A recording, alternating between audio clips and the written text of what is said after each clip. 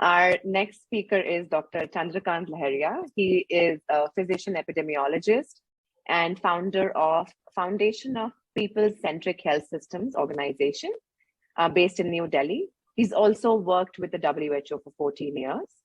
During the COVID-19 pandemic, his foundation has worked extensively to study the vaccine acceptance and hesitancy in various populations. His writing and articles on this topic have influenced and guided the vaccination policy in India. And he's the lead author of the book Till We Win, India's Fight Against COVID-19 Pandemic. And the other authors are Dr. Gagandeep Kang and Dr. Randeep Guleria. And, somebody does not know, Dr. Gagandeep Kang is part of several global and Indian technical advisory groups on vaccines.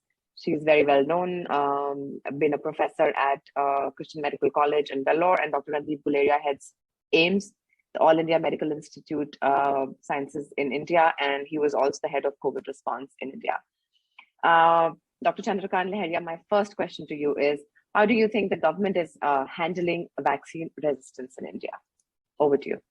Thank you very much, Priyanka ji and entire team for this invitation. Coming to the vaccine hesitancy, let's go back to around a year ago.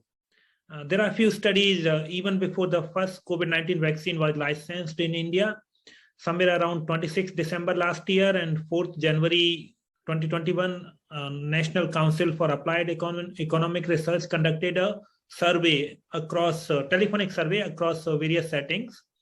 And they asked people about their level of inclination or vaccine acceptance, hesitancy, and other aspects. And what they found, and this is a year ago, before vaccines were licensed, they found that 60% people said that whenever vaccine would be licensed, they would get vaccinated. 15% said that they would not like to get vaccinated.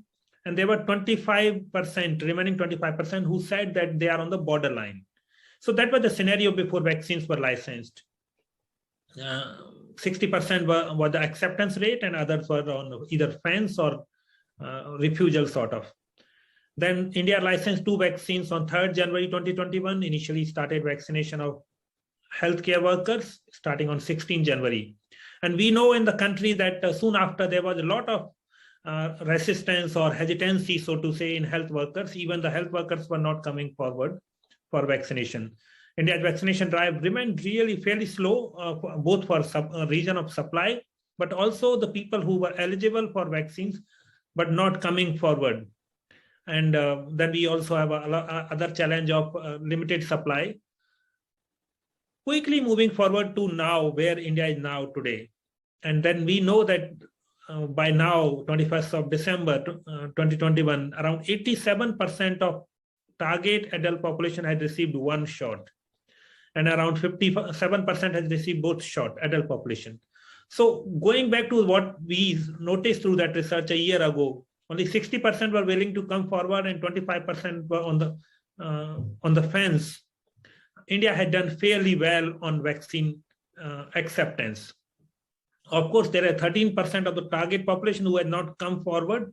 That's a challenge, but it is far lower than what one would have expected. And no, this is the first time that adult vaccination program has started. No, like India does not have that kind of experience. And even in the childhood vaccination programs, which are going on for more than 4 decades, the coverage is not that high. So things are far better than other settings. Of course, there are challenges that people need to return for second shot. How and what government has done, that's really something we need to examine.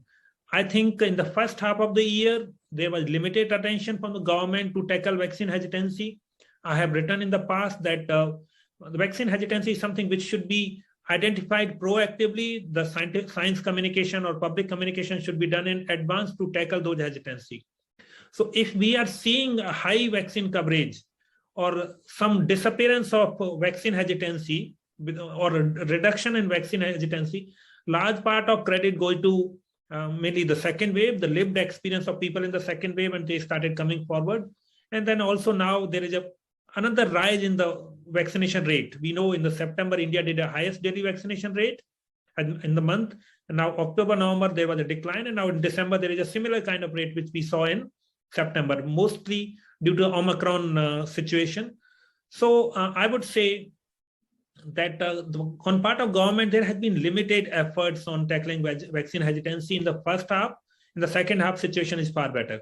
Coming to the last part of this response, what should be done that we now know, and we are talking in the context of daily wage workers and other population.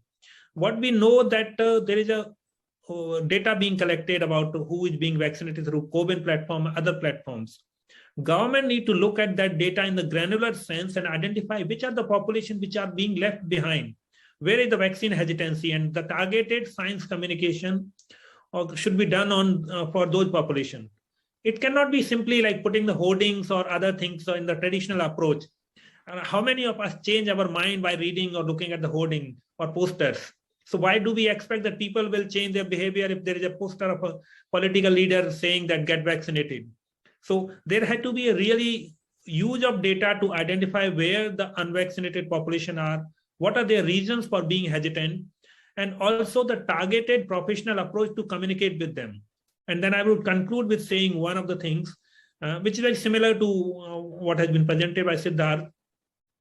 Somewhere around April and May, one of the organizations in Delhi did a survey of migrant workers and slum people who live in slum areas. And when they asked those people that are they willing to get vaccinated or will they be willing to get vaccinated, some of the people responded by saying that we have faced the first wave and survived the first wave, so we will survive the second wave. And that's why they do not want to get vaccinated. Many of them are not aware about this thing. The vaccination drive and where the vaccination drive is, centers are. And third and most important thing is that, which we are hearing a lot, that there is though government vaccination, COVID-19 vaccination is free, but there is an opportunity cost for someone who is poor and marginalized or daily wager to go to a vaccination site and center. And then I have also seen many of the people that earlier they received one particular vaccine, let's say Covaxin, and then when next time they return to the same facility, that facility was not providing any vaccination. So they find it really difficult even now to find a right center where they can go for a vaccination. So many of the people have lost time in going to a facility for their second shot, and they found that the vaccine is not available there, and they then drop the idea of going to the next facility for getting their shot. So there are some challenges in there. To summarize, there was far higher vaccine hesitancy, but that has definitely gone down in India. I would not say there is a resistance, but definitely we need to do more research on that topic. Thank you so much, Dr. Chandrakant. And yeah, these are great data points, especially like you said, only 60% people were willing to get vaccinated, and it's changed. It's changed over time. And there were diversity in people who were saying no. It's not one specific population which was hesitant. I know people who are PhDs who were hesitant and said things like, we don't want to be guinea pigs to these pharmaceutical companies. And you've already answered one part of my second question to you, which was, key factors leading to vaccine resistance, especially because you said 87% got first dose. Yes, 87% of targeted population had got first. Yeah, so it's like those. So basically, like how I see it is like 87% people in India, adult population, which is huge numbers, is actually pretty comfortable and okay for vaccination. But the second dose problem came with logistical reasons, lack of information, communication, and like you said, just putting hoardings, okay, vaccines are available or you should get vaccines is not enough. Like, I don't know about other states, but for Delhi in dengue, the Delhi government has these very good, robust drives where they go to every neighborhood, every household. They actually ring the bell in every household and they tell them that you cannot have, stagnated water. They give instructions. They tell you if you need medicine, they have those anti-mosquito, those sprays across Delhi, everywhere, in slums, in unauthorized colonies, everywhere. So I think even for vaccine information, there needs to be a very robust drive in some parts. Especially, it won't be impossible to identify the 30% people who've not gotten their second dose. It would be great. The second part of my question is, we would love to know what your organization, Foundation of People-Centric Health Systems, what role it has played and helped other organizations and government address the hesitancy? Thank you. So the Foundation for People-Centric Health System is a relatively new organization, which I have been co-founder. In the last many months, the team at Foundation for People-Centric Health System has focused upon evidence collation and data synthesis and analyzing the data on various aspects, but I would focus about immunization and COVID-19 vaccination. So what we have done, we have continuously looked at the data and various factors to inform or share with the policymakers on how to tackle those challenges. One of the outputs from many of these is that while we have engaged with the key influencers and policymakers at the senior level and provided them relevant data and how to tackle those vaccine hesitancy issues, other output has been that we have regularly published in the mainstream media about raising awareness in the general public on the receiving or getting vaccinated. This had been in the both Hindi and English media, and I often write regular columns for some of those media. In fact, raising awareness about various vaccines, deriving lessons from polio elimination program in India and childhood immunization program in India for how to increase coverage with the COVID-19 vaccine. So that is the core work through evidence synthesis, data analysis, sharing with the policymakers, and writing opinion piece and editorial, speaking at the different platforms in a different languages. That's what we have done. In fact, I have regularly been writing for different platforms. This morning itself, one of the pieces with Dr. Gagandeep Kang has been published in the Hindu newspaper, where we have discussed the scientific evidence and need for the booster or not. The core argument we have said that the first priority had to be giving first and second shot, and government need to increase science communication to ensure that more people come forward.